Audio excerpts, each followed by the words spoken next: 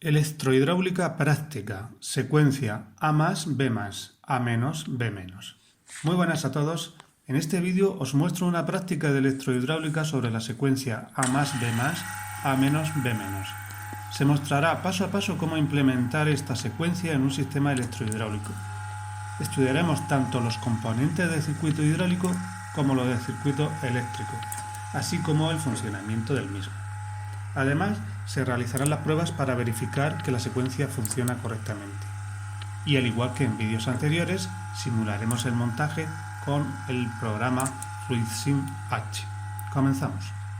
Venga, vamos a ver los elementos que forman el circuito hidráulico. Aquí tenemos la bomba o grupo de presión. Tiene dos tomas de tanque y una de presión. Tenemos también esta derivación, puesto que vamos a necesitar presión para los dos cilindros, las dos electroválvulas. Tenemos cilindro hidráulico, bueno, necesitamos dos cilindros diferenciales, doble efecto, aquí están las características. Todos estos elementos ya lo hemos visto en otros vídeos anteriores y bueno, hay una lista también de vídeos, dejaré debajo los enlaces. Vamos a utilizar también los manguitos flexibles, latiguillos, con sus tomas antirretorno para no gotear, no tirar el aceite. La electroválvula, vamos a necesitar dos electroválvulas, son de 4 vías, 3 posiciones, funcionan a 24 voltios y tienen retorno por muelle. Aquí están las vías, tiene tanque, tiene las vías A y B para el cilindro y la presión. Una fuente de alimentación, esto ya son los circuitos, la parte eléctrica, fuente de alimentación a 24 voltios, con positivo, negativo, rojo y azul. Del módulo de relés vamos a necesitar un solo relé, aunque tiene 3, y vamos a utilizar 3 interruptores, 3 conmutadores en la posición normalmente abiertos y 2 en la posición normalmente cerrados, ¿vale? Con un solo relé tendremos aquí bastante para realizar el circuito eléctrico. En el módulo de pulsadores vamos a utilizar simplemente un pulsador que normalmente está abierto, un interruptor que normalmente está abierto, y cuando lo cerremos se pondrá en marcha el circuito. Vamos a utilizar pues dos finales de carrera con sus dos pulsadores, llevan un rodillo escamoteable. Bueno, vamos a utilizar para uno de ellos un normalmente cerrado y el otro va a ser normalmente abierto. Esto lo vemos ahora más detalladamente en el circuito. Y por supuesto cables de conexiones, rojo positivo y azul negativo. Bien, ya tenemos nuestro circuito diseñado, la parte hidráulica por un lado y la parte eléctrica por el otro.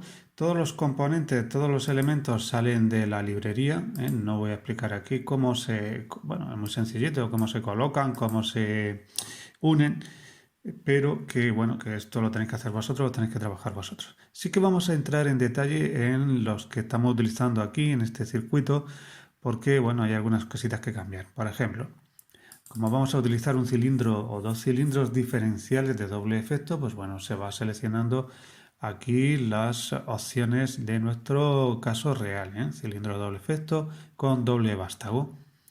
¿Qué más tenemos? En este caso, la carrera de este cilindro es de 200 milímetros, ¿vale? ¿Qué más? Los dos cilindros son iguales. Tenemos dos finales de carrera, dos interruptores, dos finales de carrera, el 1-3, que está marcado al final de la carrera del cilindro a 200 milímetros, y es un final de carrera, ahora lo vamos a ver, la parte eléctrica, normalmente cerrado, en reposo está cerrado. Y el 1-4 también es otro final de carrera que está marcado en el cilindro B, este es el B, está marcado a una carrera de 0 milímetros. Con el vástago recogido estará activado. El 1-4, como vemos aquí, es un interruptor normalmente abierto. Lo único que, claro, como ahora mismo el vástago está recogido, pues está pulsado. ¿Qué más? Las electroválvulas son dos electroválvulas exactamente iguales de 4 vías, 3 posiciones, retorno por muelle. Esto sí que, hay que configurar aquí un poquito nuestra electroválvula, los pasos y las posiciones y el retorno, retorno por muelle aquí arriba a la derecha. ¿Qué más tenemos? Nada más, la presión y el tanque. Bueno, cuando en reposo no hay paso de fluido hacia los cilindros y cuando activemos alguna electroválvula ya sí que cambiará. Ya hemos visto la parte hidráulica, vámonos a la parte eléctrica. Está formado por un interruptor, el S1, que va a poner en marcha el sistema. El final de carrera 1.4, fijaos que es este de aquí, del cilindro de la derecha. Como está recogido, está pisado, ¿eh? Es un interruptor normalmente abierto, pero al estar activado está cerrado, ¿eh? El 1.3, que es el cilindro, el final de carrera, el cilindro de la izquierda, tenemos que es normalmente cerrado. Y luego viene el K1, ¿eh? El K1 es el relé. Solo lo vamos a hacer con un relé. Bueno, es un relé que tiene